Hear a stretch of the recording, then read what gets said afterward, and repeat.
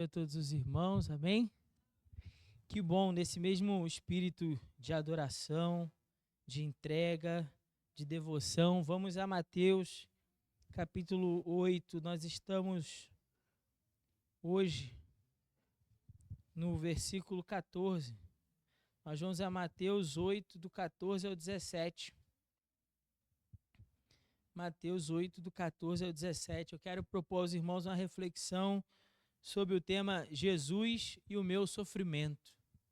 Jesus e o meu sofrimento. Mateus 8, a partir do verso 14, diz assim a palavra do Senhor. Assim que Jesus entrou na casa de Pedro, viu a sogra deste de cama, com febre.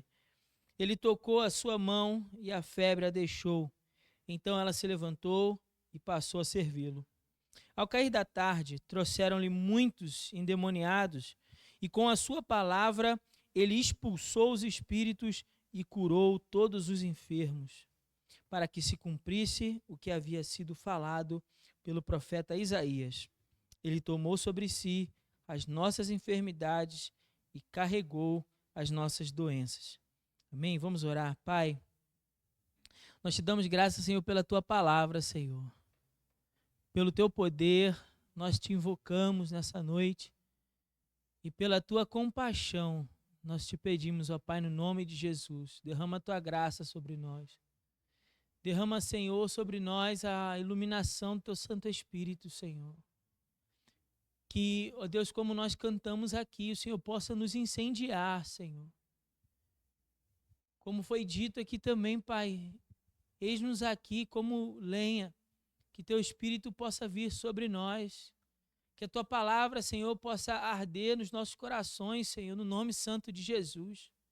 E consumir, ó Pai, todo o pecado, toda a maldade, toda a iniquidade que há em nós, Senhor. Lava-nos, Senhor, com o sangue precioso de Cristo Jesus. Purifica, Senhor, nossa mente, nosso coração. Abre, Senhor, nossos ouvidos, Senhor, a tua voz nessa noite. Em nome de Jesus, Senhor. Em nome de Jesus é que nós oramos. Amém. Os irmãos podem se assentar? Irmãos, nós já estamos nesse capítulo 8 já há 3 domingos, né? Como eu disse aos irmãos, no primeiro momento, Mateus nos apresentou quem é o rei. Depois, Mateus começa a falar sobre o ensino desse rei, sobre as características dos cidadãos do reino. Depois, Jesus avança mais um pouco, falou para nós sobre a verdadeira piedade, uma verdadeira religiosidade, digamos assim, né? Uma vida santa na presença de Deus, lá no capítulo 6. Depois, no capítulo 7, Mateus avança falando para nós sobre a verdadeira justiça do rei, a verdadeira justiça no reino de Deus. E agora ele começa uma outra sessão. A partir do capítulo 8 e capítulo 9, Mateus vai fazer uma série de relatos de milagres, de curas, de feitos extraordinários de Jesus, para nos mostrar o poder de Jesus, o poder extraordinário de Jesus. Jesus é o rei dos judeus e ele é um rei poderoso, ele é o Cristo, ele é o Messias que havia de vir e ele tem todo o poder no céu e na terra. E aqui então esses relatos vão nos contando, testemunhando, demonstrando esse poder extraordinário de Jesus. O primeiro deles ficou nos versos de 1 a 4, quando Jesus então cura um leproso. Cura um homem leproso, um homem que deveria viver então à margem da sociedade, afastado de todos, e Jesus ainda assim oferece graça àquele rejeitado e toca no corpo daquele homem. A lei dizia que isso não era permitido, que aquele que tocasse poderia ser contaminado e até contagiado pela doença daquele homem. Mas ainda assim Jesus o toca e Jesus não fica contagiado pela doença daquele homem. Na realidade é justamente o oposto, né? Quando Jesus o toca, ao invés de ser contagiado pela doença, Jesus o contagia o leproso com a cura, com o seu poder, tocando naquele homem, e aquele homem então fica limpo.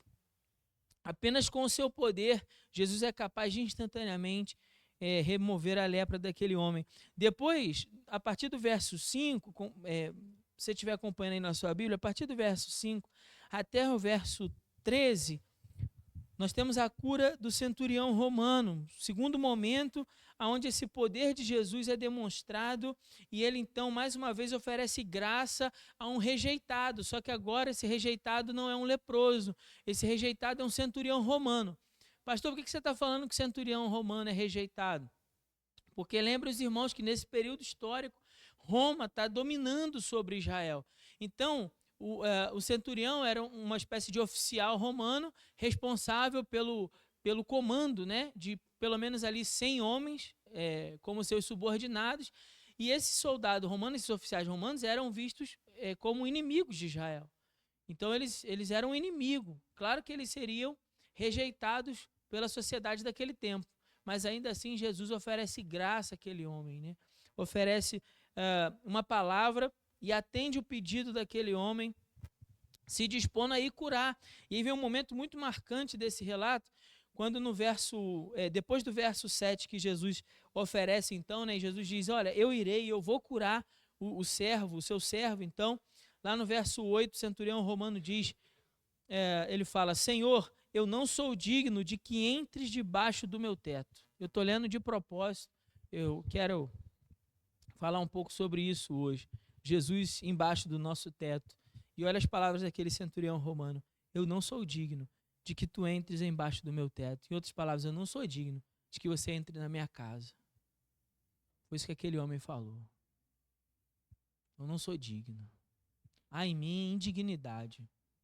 Assim como aquele leproso reconhecia toda a sua incapacidade de resolver o problema que ele tinha, e quando ele vai até Jesus, então ele se prostra diante de Jesus, reconhecendo que ele não tinha poder para se autocurar.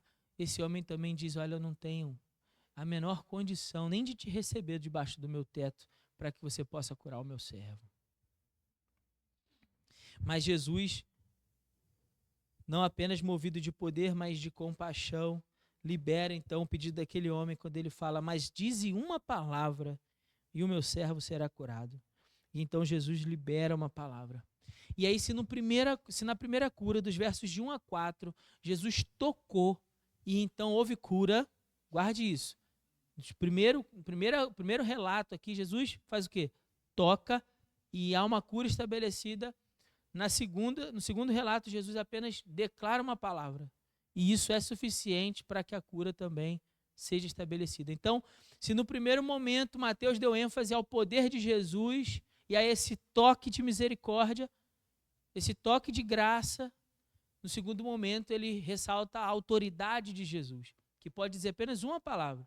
E essa palavra é suficiente para curar qualquer doença. Nesse momento do texto, nós também podemos observar essa dinâmica. Não sei se os irmãos perceberam quando a gente leu, mas diz assim, olha, no verso 14 e 15, é o relato da cura da sogra de Pedro, e Jesus, quando entra naquela casa, o que ele faz? Está aí no verso 15. O que ele faz? O que Jesus faz com aquela mulher? Verso 15. Estão com a sua Bíblia aberta, irmão? Amém. Ele tocou. Acompanhe aí na sua Bíblia, por favor. Ele toca. E já no verso 16, vai dizer assim, ao cair da tarde, trouxeram-lhe muitos endemoniados. E Jesus fez o quê? Com a sua palavra, ele expulsou os espíritos e curou a todos os enfermos. Veja, a mesma dinâmica é novamente registrada nessa última sessão, ainda que uma sessão pequenininha. Mas novamente a mesma dinâmica é enfatizada. No primeiro momento, Jesus toca, e isso retrata o seu poder. No segundo momento, Jesus fala, e isso manifesta a sua autoridade. Autoridade aqui, nesse caso, não apenas sobre as enfermidades, mas autoridade também sobre os espíritos malignos. Mateus vai falar mais disso depois, a partir do verso 28 até o 34. Então, Jesus é aquele que tem poder para curar e tem autoridade para curar, E ele faz isso com que tipo de pessoa? Ele faz isso com uma mulher que também naquele momento, naquele período histórico, é uma pessoa que vive à margem da sociedade. Tanto é que todos vão à sinagoga naquela manhã e a mulher fica em casa, afinal de contas ela estava com muita febre, o texto aqui no grego dá a ideia para nós de que ela estava ardendo em febre, era uma febre muito forte. ela estava ardendo em febre, e ela fica então em casa. E, muito provavelmente, naquele tempo, nenhuma autoridade dos judeus, dos fariseus, nenhum mestre da lei, teria a sensibilidade de ir lá na casa para tratar daquela mulher. Talvez eles nem se importassem com ela. Mas Jesus é tão poderoso, mas também tão tomado de compaixão, que ele vai até lá e ele dá atenção e ele cura aquela mulher. Ele oferece graça ao rejeitado. Jesus é o Cristo poderoso, mas também que oferece graça ao rejeitado. Então, no final, o autor está reforçando para nós essa ideia, dessa dinâmica do poder de Jesus, e ele liga isso ao verso 17. Olha o que diz o verso 17 aí. Para que se cumprisse, veja o início, a expressão, para que se cumprisse. Jesus fez tudo isso com que objetivo? O cumprimento da profecia de Isaías. E não é qualquer profecia de Isaías, afinal de contas, houve muitas profecias declaradas por Isaías, inclusive que a virgem conceberia e daria à luz a um filho. Mas ele faz menção de uma específica, olha aí. Diz assim, ó, ele tomou sobre si as nossas, o quê? Enfermidades. E carregou as nossas doenças. Mateus não está ligando esses fatos a essa passagem à toa, ele tem um propósito. Veja que ele está ligando as narrativas de cura, né? Ele vem contando uma cura após a outra e depois liga essas curas a uma profecia de Isaías sobre o servo sofredor. Esse texto que Mateus aqui está fazendo referência, ele faz parte de Isaías capítulo 53. Em Isaías capítulo 53, nós temos, na verdade, a partir do capítulo 52, a partir do verso 13, é onde começa o poema do servo sofredor. Então, a partir do verso 13 até o verso 12, passa todo o capítulo 53, nós temos um poema, que é o quarto poema sobre o servo sofredor. E esse poema era entendido pelo povo de Israel como um poema que trata da profecia sobre o Messias que devia vir. Então, é um poema, é uma espécie de canção, mas também algo que aponta para Cristo, para o Messias, para o escolhido que devia vir. E aí, Mateus, quando ele liga nesse verso 17, ele está ligando aquelas curas e a interpretação daquelas curas a uma parte específica desse verso, desse poema. E a parte que eu me refiro é a terceira estrofe do poema, que é o verso 4, 5 e 6. Eu vou ler para os irmãos, diz assim. Eu estou lendo Isaías 53, a partir do verso 4. 4, 5 e 6, diz assim. Verdadeiramente, ele tomou sobre si as nossas enfermidades e levou sobre si as nossas dores. E nós os consideramos aflito, ferido por Deus e oprimido. Mas ele foi ferido por causa das nossas transgressões e esmagado por causa das nossas maldades. O castigo que nos traz a paz estava sobre ele, e por seus ferimentos fomos sarados. Todos nós andávamos desgarrados como ovelhas, e cada um se desviava pelo seu caminho.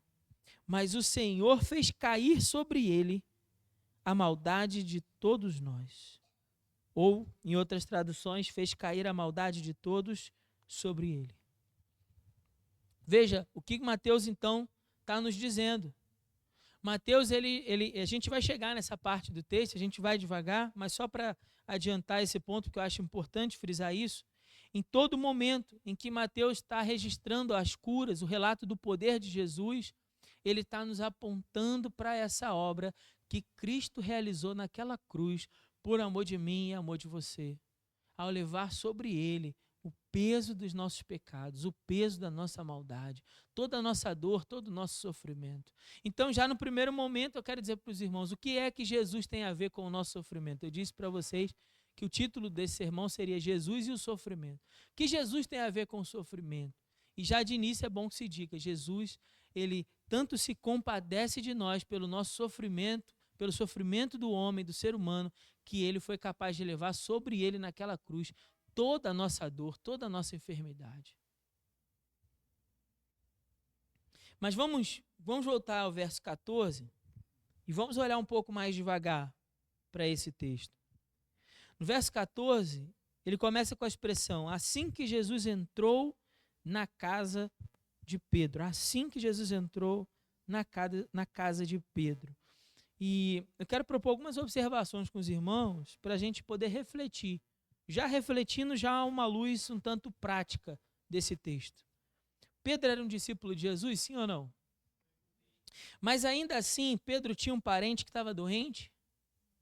Sim. Mesmo sendo um discípulo de Jesus, o fato de seguir a Cristo não isentou o apóstolo, né? Não isentou seus parentes de ficarem doentes em casa. Isso parece óbvio, né? Na verdade, deveria ser óbvio, mas nem sempre é. Porque, como eu disse hoje aqui pela manhã, muitas vezes as pessoas têm a ideia de que o fato de seguir a Cristo é como se a gente tivesse um cartão, sabe? Que nos isenta de passar por todo o sofrimento. Então você está lá andando, caminhando na sua vida, e aí então você chega diante do sofrimento, mas aí você apresenta o cartão e diz assim, mas eu sou seguidor de Jesus. Ah, não, então você pode passar direto. Você não vai sofrer. Vai em frente, siga em frente. Né? É assim na vida cristã? Não. Não, então, mesmo crentes piedosos, gente piedosa, gente que está buscando a Deus, está buscando seguir a Cristo, ser um discípulo de Jesus, ainda assim, então a gente vai ter que lidar com o fato de na sua casa ter alguém enfermo e que você se sente de mãos atadas, não sabe o que fazer. Tem alguém doente, não sabe como resolver isso. Então, o fato de seguir a Cristo não nos isenta das dores e das aflições.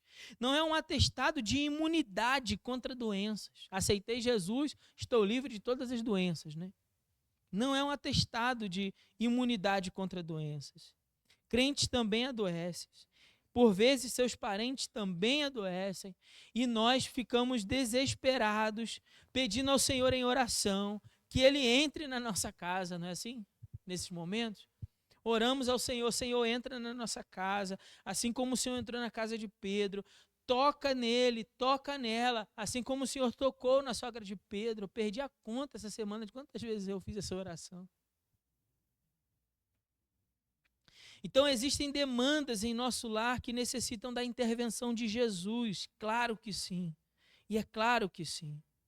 Então, irmãos, que esse texto nos sirva de estímulo, já que é assim, já que nós não vamos ficar isentos ao sofrimento, já que nós não estaremos isentos às doenças nesse mundo, que esse texto sirva de estímulo para mim e para você diante dessas situações, para buscarmos ainda mais o Senhor em oração, porque Cristo também pode liberar uma palavra sobre a nossa casa. Cristo tem poder para visitar o nosso lar. Cristo pode liberar uma única palavra que nos traga cura, que nos traga libertação, que traga restauração para a nossa casa, que traga paz, que traga alegria. Uma única palavra que possa trazer salvação para o nosso lar. Ele pode ou não pode fazer? Então que esse texto sirva de estímulo para nós. Senhor, eu sei que o Senhor pode. Está escrito aqui. E eu sei que o Senhor tem compaixão daquele que sofre. Está escrito aqui também. Eu sei que o Senhor não fecha os olhos àquele que sofre. Eu sei que o Senhor não está alheio aos sofrimentos. Então, Senhor, em nome de Jesus, toca nele, toca nela, libera uma palavra, porque afinal de contas eu não sou nem digno que o Senhor entre no meu lar. Mas eu creio que basta uma palavra tua para que haja cura, para que haja libertação, para que haja quebrantamento, para que haja salvação. Nós não podemos perder isso de vista, igreja. Não podemos perder isso de vista. Já falamos isso aqui, eu vou repetir. Todos esses momentos marcantes de milagres devem servir como um encorajamento para mim e para você de que não existe causa impossível para Deus.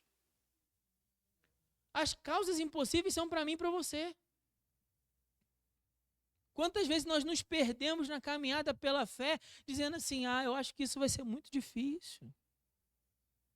Talvez até julgando aquilo impossível. Eu disse isso aqui outro dia. Situações que a gente já nem ora mais. Por que a gente nem ora mais? Porque a gente já nem acredita mais.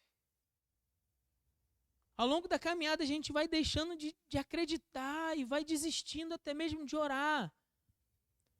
Mas eu já quero começar já nesse sermão, nesse texto, mostrando isso para os irmãos, que nós não devemos desistir, porque Ele é o Jesus que se importa.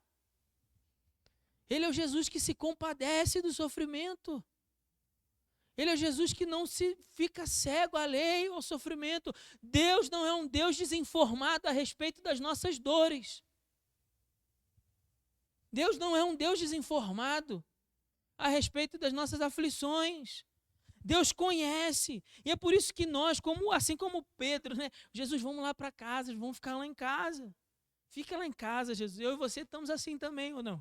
Jesus, vem lá em casa, fica lá em casa, Jesus. Toca nele, toca nela, e como diz o verso 15, na parte A, e ele tocou a sua mão. Era um toque de graça, era um toque de misericórdia, era um toque de compaixão, mas também era um toque de poder. E bastou um toque, pense nisso, bastou um único toque na mão de Jesus para que a febre, e muita febre, ardendo em febre, toda aquela febre deixasse aquela mulher. Por quê? Porque nenhuma enfermidade pode resistir ao poder de Deus. Nenhuma enfermidade pode resistir ao poder de Jesus. Com um único toque, pense nisso, um único toque e instantaneamente aquela mulher ficou curada. Isso faz a gente lembrar lá do leproso, porque bastou um único toque. Jesus toca instantaneamente. O relato de Lucas diz que o corpo daquele homem estava coberto por lepra. Mas mesmo coberto, tomado de lepra, bastou um toque de Jesus. Não foi 2, 3, não foi uma semana de processo, né? Não foi um tratamento longo, não. Foi um único toque. E instantaneamente a cura se estabeleceu naquele homem. Agora Jesus faz novamente e ele toca naquela mulher e a enfermidade tem de deixar o seu corpo. Porque a enfermidade também não resiste ao toque de Jesus. Esse é o Jesus que nós cremos, igreja. Esse é o Jesus que nós servimos. Esse é o Jesus a quem nós dobramos os joelhos e oramos. Um Jesus que cura. Um Jesus que tem poder. Quando eu digo nenhuma enfermidade, entenda, nenhuma enfermidade. Seja ela física ou seja ela na alma. Seja uma doença física que necessita ali da restauração da sua química, da sua biologia, mas seja também uma doença emocional, seja ansiedade, seja depressão, seja síndrome do pânico, seja um pensamento suicida, Jesus toca e a enfermidade tem de deixar. E é isso que esse texto está dizendo para nós. Nós precisamos acreditar nisso e ter fé nisso. Ter fé num Jesus que basta apenas um toque, não precisa de 2 ou de 3, como já disse aqui. Na segunda parte do verso 15, ele fala assim, então ela se levantou e começou a servir. E eu acho essa parte do texto algo assim extraordinário, irmão. Extraordinário. Pense nisso. Tenta imaginar essa cena por um momento. Ela sai a febre, que primeiro ela vai fazer? Servir. Servir todo mundo, vai servir Jesus, vai lá para a cozinha, começa a preparar um pão de queijo com café para Jesus e os discípulos e tudo mais, vai preparar um almoço para eles. Afinal de contas, eles tinham chegado lá da sinagoga, devia estar todo mundo com fome. E aí ela vai servir. E por que eu estou falando que isso é interessante? Que essa atitude dela, ela ainda vai contribuir muito para aquele dia, mas porque, veja só, eu vou explicar isso e depois eu volto no que eu estou querendo também chamar a sua atenção. No verso 16, no início do verso, diz assim, ao cair da tarde. Então, veja, isso é um sábado, pela manhã, né? Isso segundo o relato de Marcos. Eles voltaram da sinagoga e quando eles voltam à sinagoga, a cura acontece. O texto está dizendo para nós que ao cair da tarde, porque o Shabat começa das 18 horas da sexta-feira, na verdade não é bem 18 horas, eles não tinham relógio igual a gente, né? Mas é quando escurecia na sexta-feira, e ia até escurecer o final da tarde do sábado, né? Então começa na sexta-feira, final da tarde, início da noite, e termina, mesma coisa, só que no sábado. Então, o autor está dizendo para nós com isso que quando havia se encerrado o Shabat, nesse momento Jesus ainda não está curando assim no sábado, chamando a atenção dos mestres, dos fariseus. Então, ao cair da tarde, o que acontece? Trouxeram-lhe muitos endemoniados. Para aqui, nesse momento, pensa um pouquinho, tenta responder a pergunta. Quando trouxeram essas pessoas, muitos endemoniados e enfermos, Jesus curou a todos, aonde Jesus estava? Aliás, onde Jesus estava, né? Na casa de Pedro, certo? Ficou claro isso? Deu para entender? Jesus ainda está lá. E mais cedo, naquele dia, o que tinha acontecido? Ele tinha curado a sogra. E a sogra se levantou, começou a servir todo mundo. Agora pensa comigo, quando vai chegar no cair da tarde ali, né, o início da noite, que Jesus vai curar esse tanto de gente, o texto nem diz quantas pessoas, fala apenas que eram muitos endemoniados, né, e ele expulsou o demônio e curou todos os enfermos.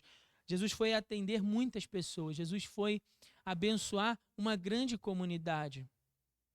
E agora ali eles estavam, vamos dizer assim, servidos, né? Estavam bem estabelecidos. Por quê? Porque a mulher que tinha sido curada dentro de casa tinha se feito o quê? Útil. Ela tinha ido ali ajudar e com aquilo que ela sabia, ela quis retribuir o que havia, ela quis reconhecer, melhor dizendo, a graça que ela havia recebido. E dessa maneira a gente percebe como é que foi importante a atitude daquela mulher ao servir Jesus, a servir as pessoas ali da casa. Por quê?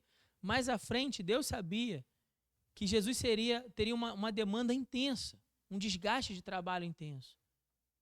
E ele precisaria estar bem ali para poder atender aquelas pessoas. Lembra? Jesus é Deus, mas também um homem. Estava em forma humana, encarnado, em corpo humano. Precisa comer, precisa descansar, precisa ser servido também.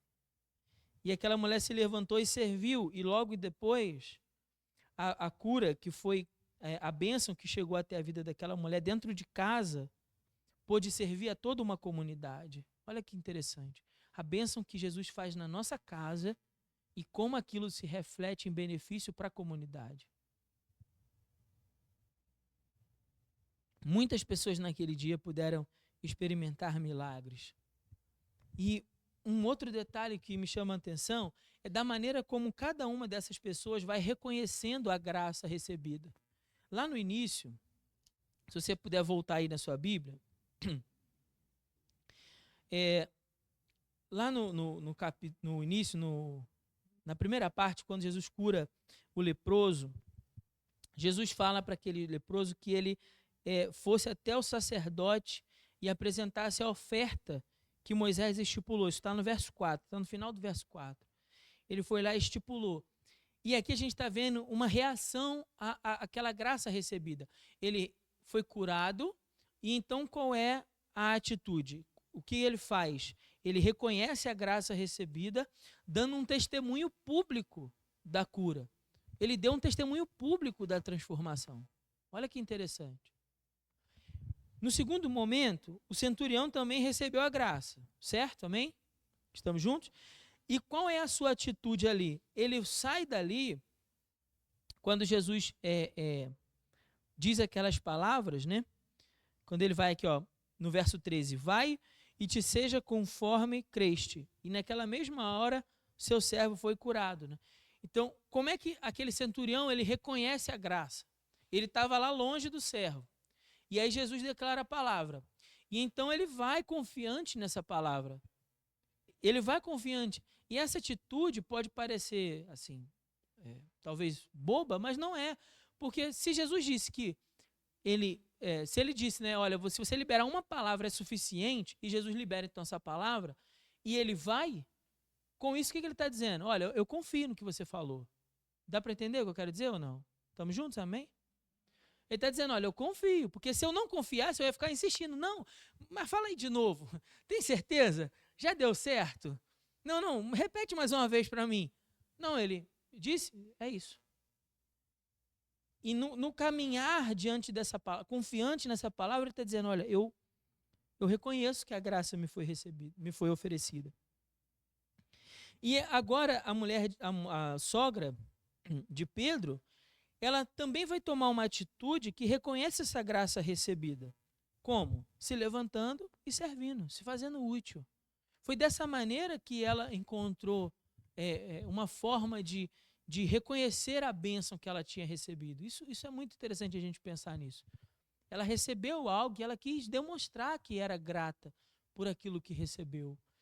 Né? Isso precisa nos fazer pensar, porque, irmãos, sem querer ser muito duro, mas se Deus nos abençoasse com tudo aquilo que você ora e pede a Ele, né, qual seria a sua atitude? Você levantaria para servi-lo ou você iria embora?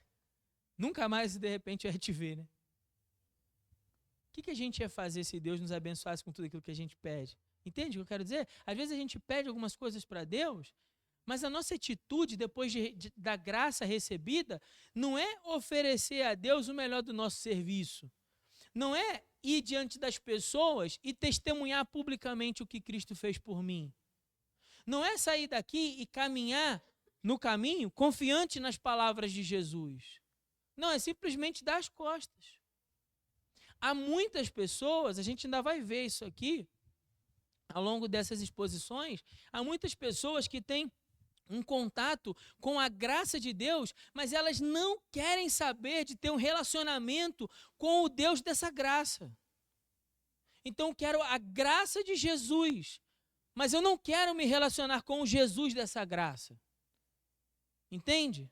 Eu quero as bênçãos desse Deus, mas eu não quero uma relação com esse Deus. Essa mulher vai tomar uma atitude diferente. Ela recebe a graça e ela dá sinais que reconhece aquela graça pelo seu serviço. Assim como o leproso deu sinal pelo seu testemunho público de fé, assim como aquele centurião saiu dali confiante na palavra, dando testemunho da graça recebida, eu e você também precisamos dar testemunho da graça que nós recebemos em Jesus. Entende? Precisamos dar testemunho disso. Eu acredito, irmãos, claro que nós sabemos que Deus não é um Deus de retribuição, mas Ele é um Deus de graça, de amor, de bondade. Toda bênção que Deus derrama na nossa vida é fruto da graça, da misericórdia de Deus.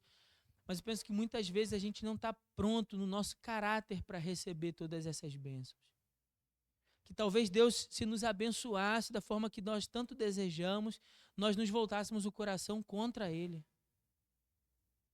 Então, penso que antes até de receber determinadas coisas que Deus deseja até para nos dar, Ele precisa tratar o nosso caráter. Precisa tratar quem somos. Para que ao receber essas bênçãos, isso nos ajude a servirmos melhor a Jesus. Servirmos melhor a Jesus. Seguimos firmes no nosso caminho, confiantes nas suas palavras, servindo a Cristo com toda a alegria e com o melhor da nossa capacidade, visando sempre o progresso do reino e visando sempre que as bênçãos que chegaram na nossa casa, na minha casa, na sua casa, essas bênçãos que chegaram até você, possam reverberar na comunidade, possam reverberar no reino de Deus, na vida de outras pessoas.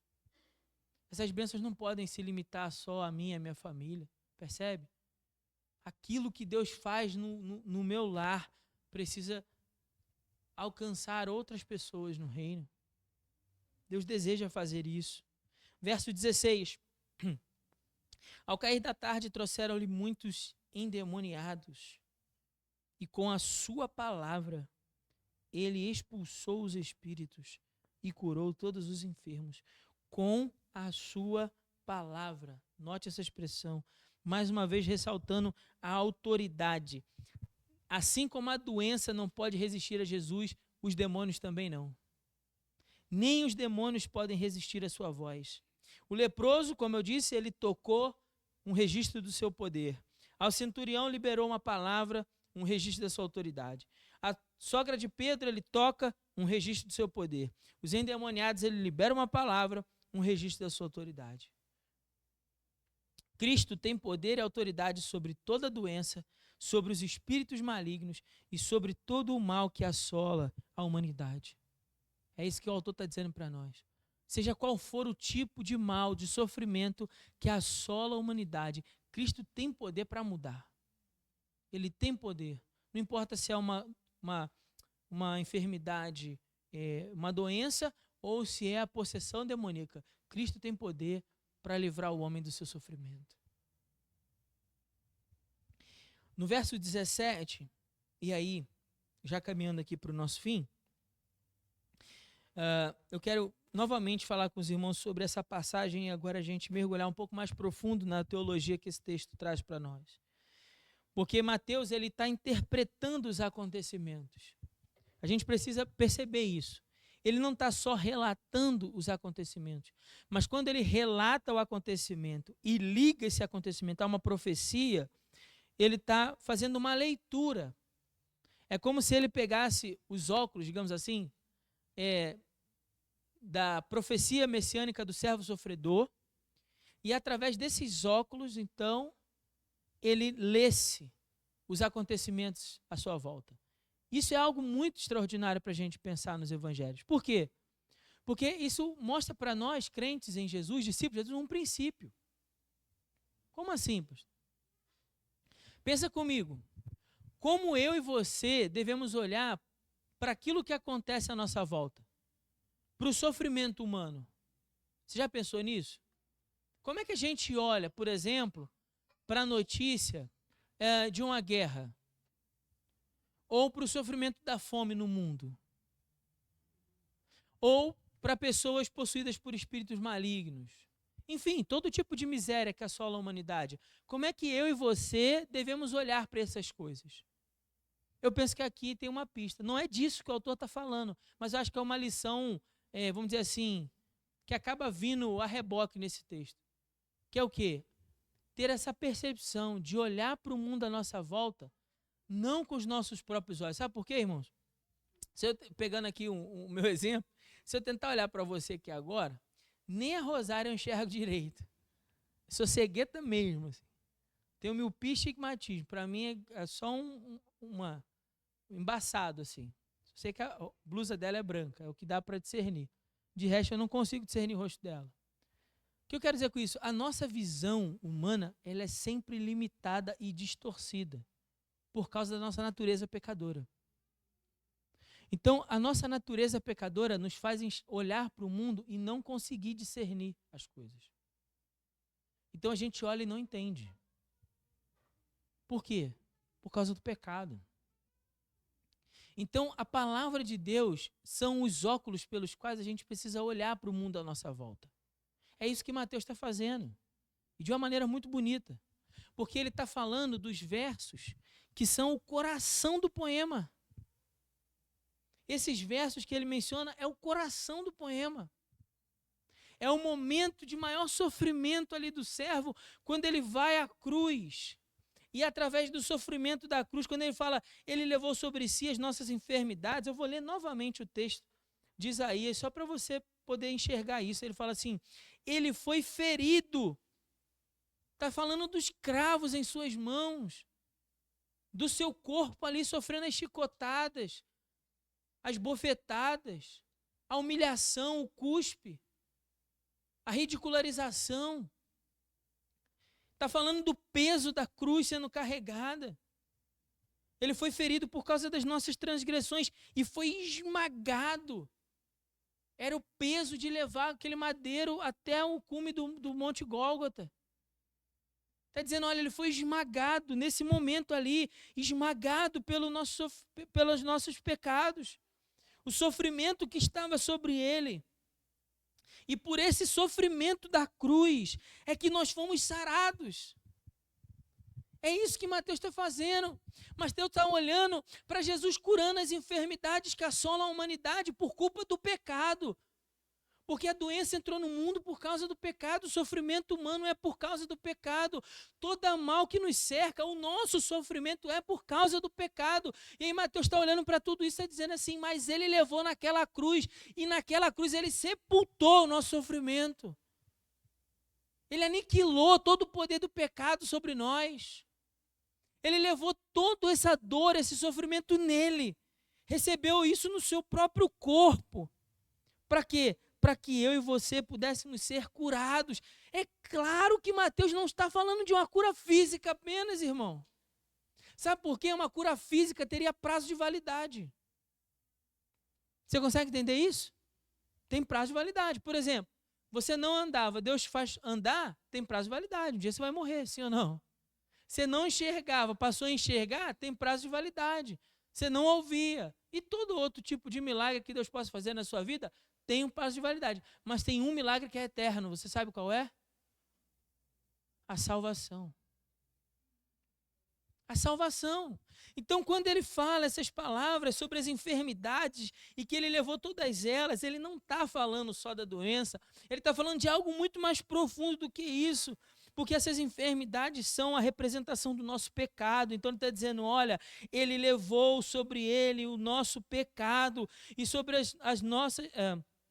Nós o consideramos aflito e ferido por Deus e oprimido, mas ele foi ferido por causa das nossas transgressões e foi esmagado por causa das nossas maldades, para que o castigo que nos traz a paz, paz com Deus, nós que vivíamos em guerra com Deus, agora temos paz com Deus. Temos paz com Deus por quê? Porque o castigo estava sobre ele e pelos seus ferimentos é que nós fomos sarados. Ele registra o coração do poema para dizer que naquela cruz, em meio ao seu sofrimento, Cristo levou sobre si todas as nossas dores, o nosso pecado e o nosso castigo. Para a gente terminar, Cristo não apenas tem poder para curar, mas ele tem compaixão com os que sofrem. Ele conhece os nossos sofrimentos, ele não está alheio às nossas dores, ele levou sobre si todo o peso do pecado por sua compaixão, para que agora ele pudesse oferecer graça aos pecadores, graça aos rejeitados como eu e você, graça a gente indigna. Gente indigna, Senhor, eu não sou digno que o Senhor entre na minha casa, não. Não sou digno que o Senhor nem me toque. Sou um leproso espiritual. Mas ainda assim ele oferece graça ao pecador. E ele tomou sobre si naquela cruz com o seu sangue para nos purificar de todos os pecados. Não há doença que Jesus não possa curar, seja ela física ou na alma. Não há nada que seja difícil demais para Cristo. Ele tem poder para curar, ele tem poder para libertar e ele tem poder para salvar. É isso que ele está dizendo. Ele tem poder para curar a sogra de Pedro, ele tem poder para libertar as pessoas endemoniadas e ele tem poder para salvar, porque levou naquela cruz o nosso pecado. Nós devemos então invocá-lo? Sim, devemos invocá-lo. Por quê? Porque ele tem poder para responder às nossas orações. Agora, nós podemos invocá-lo? Claro que podemos. Veja só, há uma diferença entre dever e poder. Você deve invocar? Deve invocar. Porque Cristo é um Salvador digno de ser invocado. E tem poder para responder às nossas orações. Mas também eu quero dizer que nós podemos, porque apesar da sua santidade, ele oferece compaixão a pecadores como nós. Então eu e você devemos sim invocar ao Senhor. Mas que coisa maravilhosa é saber que apesar do seu muito poder, nós também podemos ir até Ele na confiança de que Ele ouvirá nossas orações. Sendo nós tão pecadores e ainda assim Ele oferece compaixão a nós. Coisa maravilhosa. É não apenas reconhecer que Cristo tem poder, mas reconhecer que Ele tem compaixão para mim e para você. Como diz Romanos 10:13, porque todo aquele que invocar o nome do Senhor será salvo. Até o Benjamin sabe. Jesus nunca estará insensível ao nosso sofrimento. É maravilhoso saber que mesmo Deus eterno, vestido de graça e de bondade, se importa comigo e com você. O buscamos como leproso, que vive separado. O procuramos como centurião, que reconhece a sua indignidade. E pedimos a Deus pela cura e pela salvação, como aquele que precisa que Ele entre na nossa casa, como aquele que sofre e pede apenas para que Cristo venha e o toque. Que Deus nos abençoe com essa palavra no nome de Jesus.